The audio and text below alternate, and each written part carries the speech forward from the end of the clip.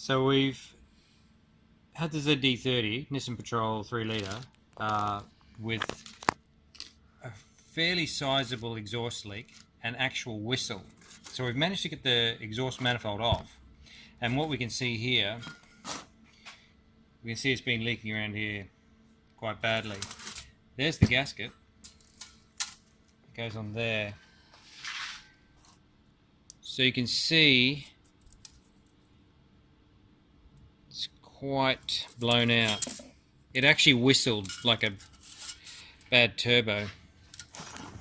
But when we did pull it off, we found out that someone has played around with the manifold and they've actually drilled out all the holes.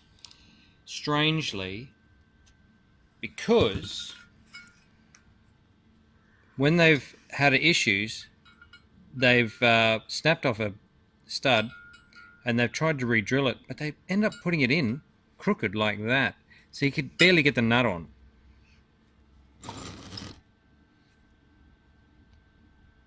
Serious problem. So what we're trying to do now is make up a jig that we can bolt onto the cylinder head using two original studs to locate our drill bit to drill out the existing stud. Then we're going to fit an oversized bolt in there and Loctite it in with the correct thread so our stud can screw back into it. So this is the bolt we've got. Now you can buy the correct item to do this. I think it's called a key lock or something like, it's like a helicoil, but it's an oversized helicoil. In this situation, the helicoil is not going to work. We should be able to show the photo of the damaged cylinder head stud if you like. So we'll drill that out. We'll tap it with the correct tap. So we'll put that in the lathe, drill the middle out, tap it, put the thread in it, then we'll be able to wind that into the cylinder head, cut it off, Loctite it in so it doesn't come out.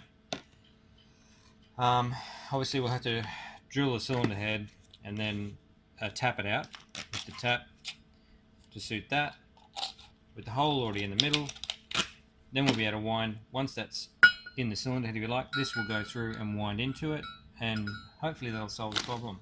The problem we have is trying to get the hole in the center of the stud that's still remaining. It's only 3/4 there or something like. Whoever's drilled it has drilled it and caught half the stud and re-drilled the cylinder head. Obviously the aluminium's softer than the stud, so we're going to try and do something about that. So what we've come up with is we're going to actually make a plate which actually uses these two studs to locate it. We've used a new manifold gasket to orientate our holes and to make sure we get that correct, or as best as we can get. What we're going to end up with is way better than what we have currently. So the studs will go through basically and secure this plate. We'll put the nuts back on. To make sure we get our hole square to the block face or the manifold face, because that's part of the problem last time, it was in such a skewed angle. We've put this in the lathe, we've milled off both ends, we've drilled it to the right size of our easy out. Hopefully this will do it. If that fails, we'll use a different style of easy out.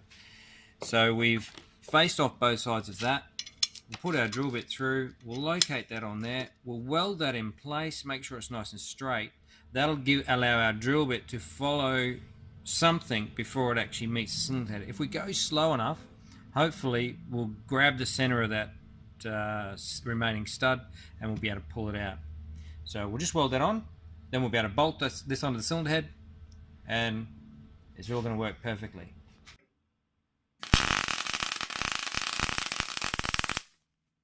If everything's worked, we should be able to... That's our drill bit we're going to use, or the right size at least, and we'll probably get a new one to go through. Alright, so we've got the plate mounted as we were talking previously. You can see down here, this is the guide for our drill bit, ready to drill the old stud out. You see we've got our nuts on here holding the plate on, which are the manifold studs and nuts. Just clamping that on quite nicely. And we're just going to go through here with the drill bit and hopefully get ourselves a nice hole. So we're just going to put a bit of cutting fluid on the end of our drill bit. Got our UV Makita 90-degree angle drill.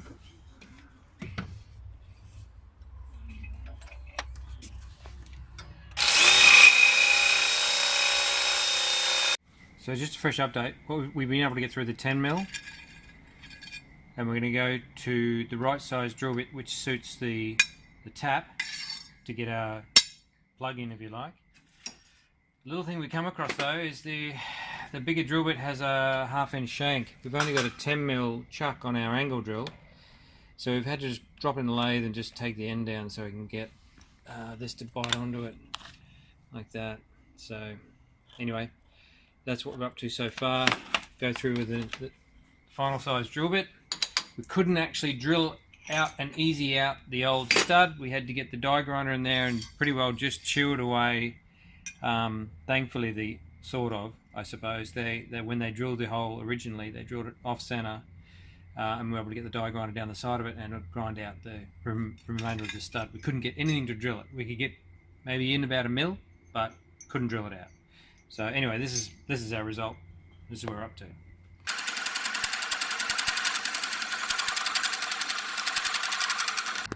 Alright, so here we are. We've drilled out our guide. We're about to bolt him back on and do our final hole ready for our tap to then screw our big bolt in, which will have our thread for the stud in it.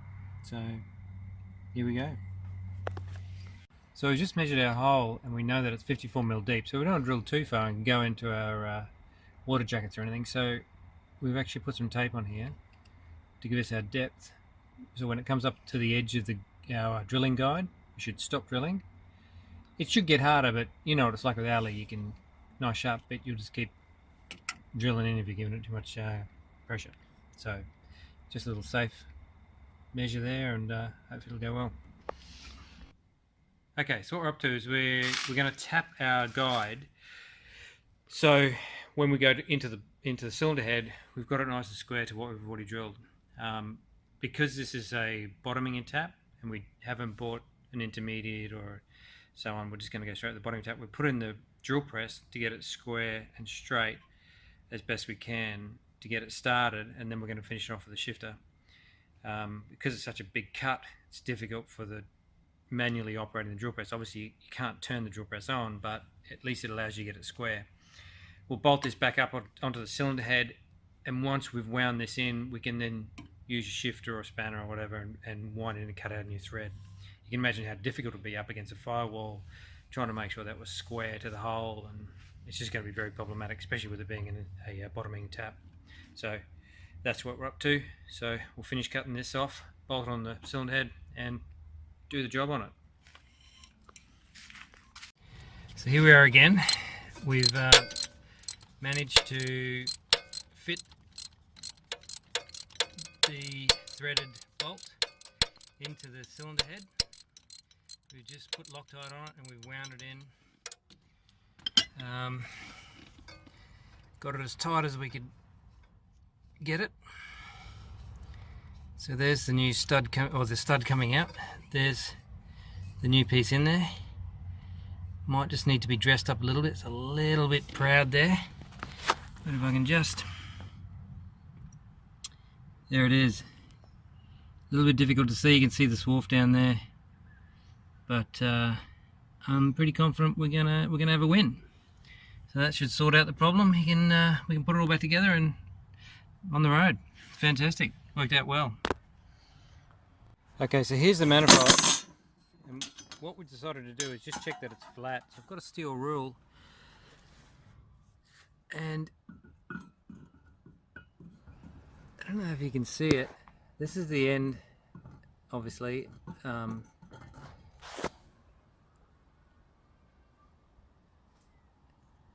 That's the end that was leaking. So see the gap there? I know it's only thin material and it probably should flex when you tighten it up, but I just want it to be as flat as possible. So we might actually get that skimmed to get it flat, so we don't have this issue before, because when we pulled it off we noticed it was starting to blow out around this end as well. So both ends were starting to blow out. So it does look like that they've actually eased out the holes as well, and you can see how they've scored that when they've put that stud back in on the angle. It looks like they've drilled out these holes. They actually look bigger. They've actually elongated these ones. They really have done a nasty job on it. But anyway, we'll get that skimmed and then we'll go from there. So we're about to fire it up. We've put the exhaust manifold back on and the turbocharger and all the paraphernalia. So we're going to kick it in the guts.